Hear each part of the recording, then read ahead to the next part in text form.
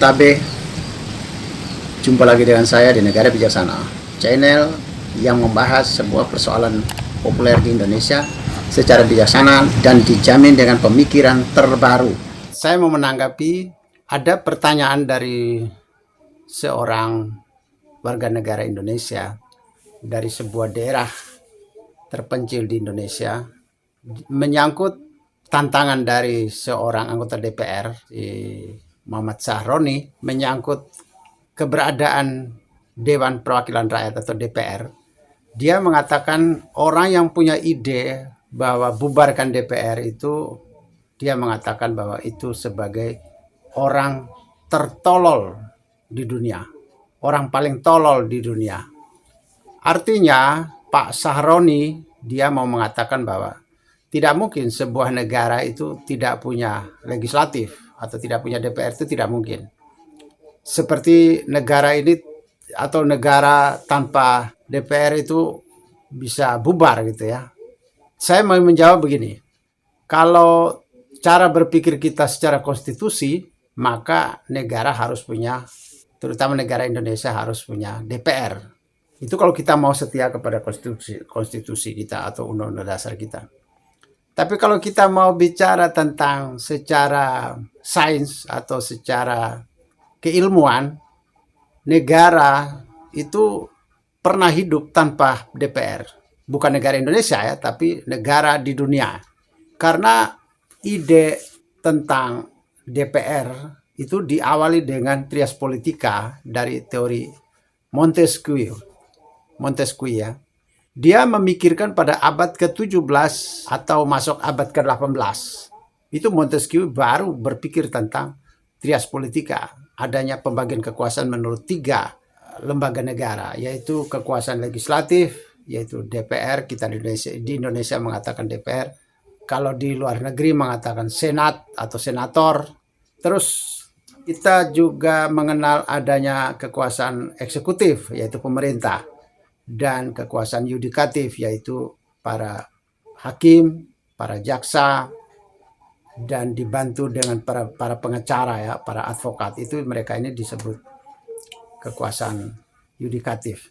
Tetapi itu kan muncul pada abad ke-17 atau abad ke-18, teori Montesquieu.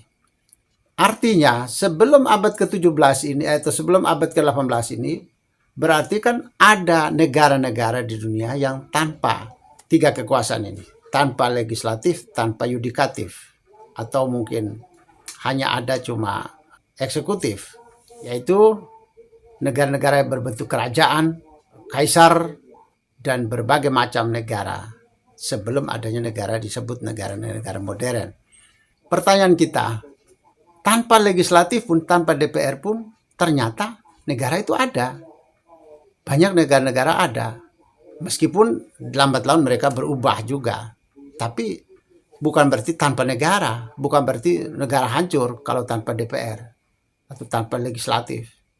Jadi pemikiran atau bahasa yang dibuang oleh Pak Sahroni untuk warga negara yang memikirkan pembubaran DPR itu sebagai sesuatu yang tolol, saya tidak habis pikir ya siapa yang tolol di sini ya.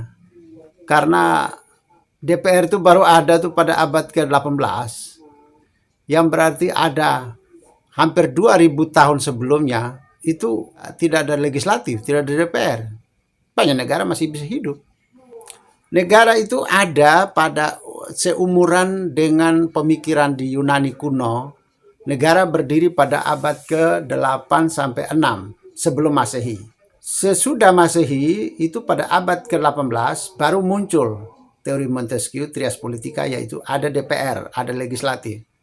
Berarti apa? Berarti ada sekitar 26 abad negara-negara dunia hidup tanpa legislatif, tanpa DPR. Bisa, kenapa tidak? Bahwa sekarang ini di berbagai negara adanya DPR, ya itu kan perkembangan saja. Tapi bukan berarti terus sejak awal negara-negara berdiri itu semua sudah ada DPR. Tidak ada. Negara-negara kerajaan, zaman dulu kerajaan, kaisar, itu tidak ada DPR. Jalan itu. Jadi cerita tentang negara-negara di dunia tanpa DPR itu bukan sesuatu yang aneh, Pak Saharoni. Tidak ada yang aneh.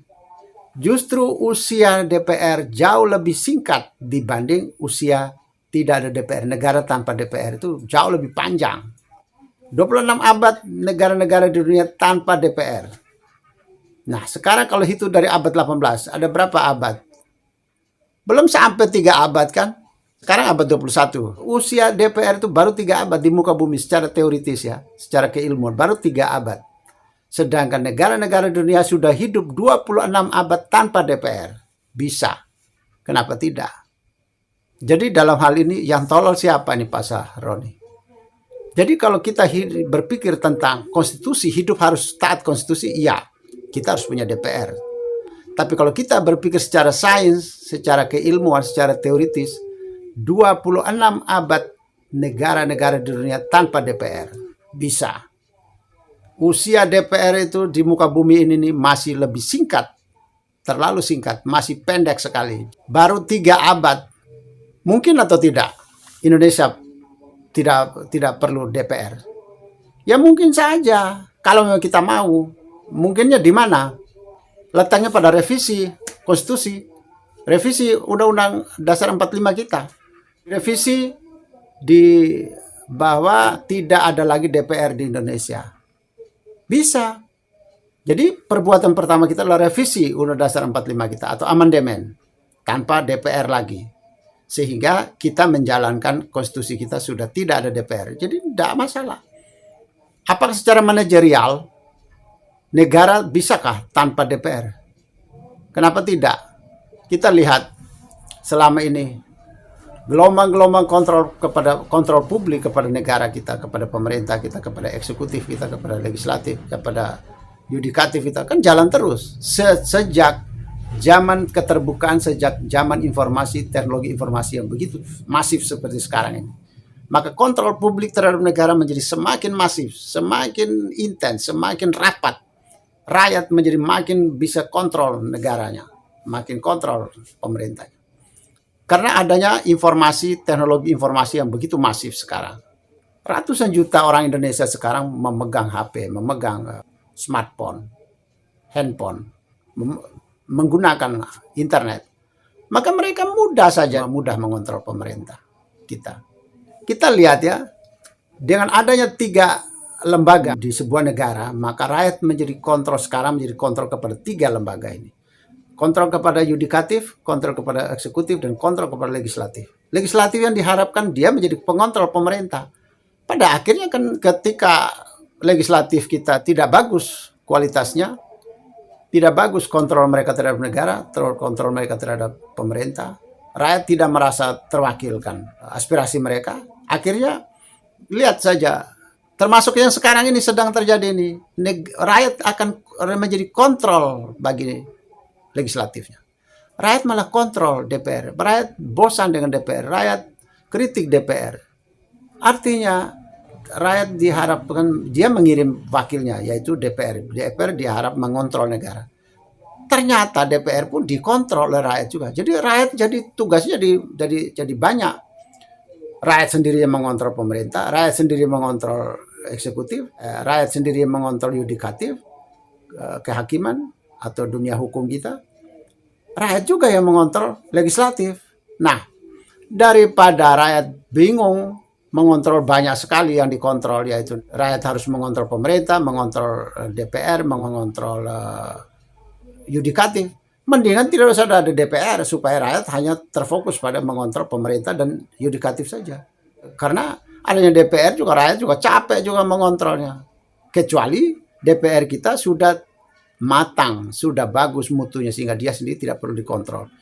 Sekarang ini kan, selama ini kan rakyat kan mengontrol harus 3 arah, tiga lembaga dia kontrol. Capek kan, lebih baik dia harus mengontrol 2 lembaga saja, yaitu lembaga eksekutif, yudikatif saja.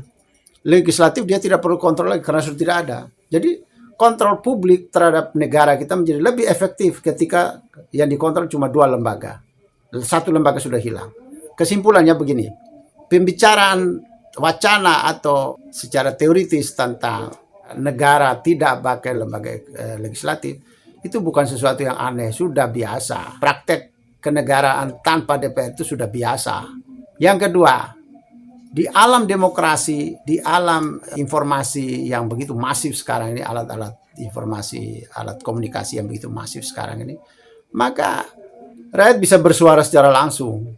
Zaman dulu itu kan tanpa ada teknologi, tanpa ada informasi, komunikasi yang tidak lancar, dan kesadaran akan hak asasi, aspirasi masyarakat menjadi belum begitu sadar selama itu, sehingga kita zaman dulu dia perlu legislatif untuk bersuara, ya, karena ada keterbatasan, rakyat belum sadar. Yang kedua, rakyat takut. Yang ketiga, tidak ada teknologi informasi yang begitu masif, sehingga tidak tahu apa yang dibicarakan, apa yang dilakukan oleh eksekutif di sana, oleh pemerintah, oleh kerajaan, oleh kaisar, tidak diketahui oleh publik. Rakyat hanya tahu saja, ya, jalankan apa yang diputuskan oleh raja atau oleh kaisar.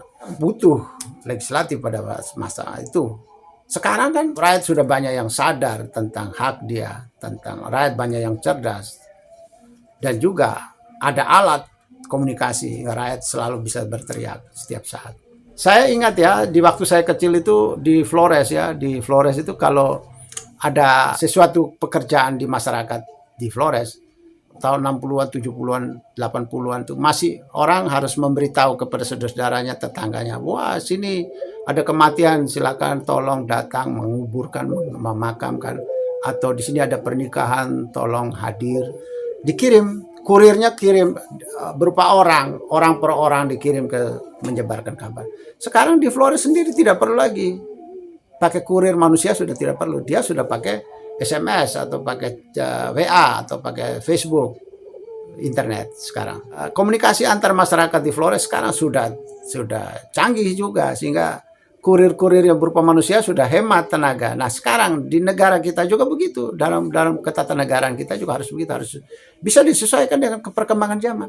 Teknologi informasi komunikasi sudah lancar dan kesadaran masyarakat sudah tinggi akan haknya untuk bersuara, beraspirasi. Iya, saya kira nasib DPR sudah seperti kurir di Flores. Sekarang kurir di Flores sudah tidak ada. DPR juga tidak, bila perlu sudah tidak perlu ada juga tidak apa-apa. Kontrol masyarakat jalan terus, setiap hari juga kontrol kok masyarakat kita. Wah, orang Indonesia sekarang cukup vokal ya, orang Indonesia, aspirasi masyarakat Indonesia cukup tersalur lewat media sosial sekarang nih, dan itu berpengaruh besar sekali. Kan banyak sekali itu kebijakan-kebijakan pemerintah yang dikontrol langsung oleh rakyat itu selalu sukses dalam hal revisi undang-undang, revisi kebijakan negara kita. Tantangan dari Pak Sahroni yang mengatakan orang tolol, kalau mengatakan bubar DPR orang tolol, saya kira bukan soal tolol ya. Ini tidak tolol, ini realistis. Secara teoritis bisa dipahami, secara keilmuan bisa dipahami, karena negara-negara pernah hidup tanpa DPR dan hidup lebih lama, hidup 26 abad tanpa DPR. Yang punya DPR itu baru 3 abad umurnya sekarang nih. Jadi secara teoritis tidak ada yang aneh. Yang kedua, sekarang ini karena segala fasilitas, perkembangan kecerdasan masyarakat sudah tinggi, dan ada fasilitas teknologi informasi dan komunikasi sudah begitu masif sekarang, maka soal aspirasi masyarakat sudah tidak butuh DPR. Akhirnya kan lihat saja sekarang, ketika rakyat sudah cerdas, rakyat sudah sadar akan haknya, aspirasinya, bersuara, lalu punya alat komunikasi, rakyat selalu bersuara, termasuk DPR sendiri dikontrol. Nah, apakah DPR tidak malu? Kamu yang harus mengontrol pemerintah dan segala, kok malah kamu yang dikontrol oleh masyarakat lagi sekarang? Apa enggak malu? Ya udah, itu kan menunjukkan bahwa sekarang kalian sudah tidak berguna. Ketika rakyat sudah cerdas, rakyat sudah sadar, dan rakyat punya fasilitas alat komunikasi sendiri. Saya pikir pemikiran untuk pembubaran DPR itu bukan sesuatu yang aneh. Bukan pemikiran tolol. Itu pemikiran yang cerdas, pemikiran yang modern ya. Sesuai dengan perkembangan modern, modernisasi politik, modernisasi teknologi, informasi sekarang ini, maka pemikiran untuk tidak adanya DPR bukan pemikiran kuno, tapi itu sebuah pemikiran yang adaptif, yang sangat adaptasi dengan situasi perkembangan saat ini. Selamat berjuang untuk penghapusan DPR dari bumi Indonesia. Siapa tahu Indonesia menjadi inspirasi bagi semua negara di dunia untuk berpikir ulang tentang DPR atau legislatif di negara-negara di dunia ini.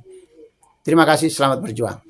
Jika Anda setuju dengan saya, Anda seide dengan saya, berarti kita berada pada satu perjuangan yang sama, yaitu ingin melihat Indonesia menjadi lebih baik, Indonesia menjadi negara yang bijaksana yang kita impikan. Caranya adalah dengan Anda memberi dukungan dan berpartisipasi dalam channel ini. Subscribe di bawah channel ini, bunyikan lonceng di sampingnya untuk menunjukkan Anda berlangganan secara gratis, dan ada pemberitahuan setiap kali saya mengirim edisi baru. Dan jika Anda setuju dengan ide ini, jangan lupa bagikan ke semua relasi Anda. Terima kasih.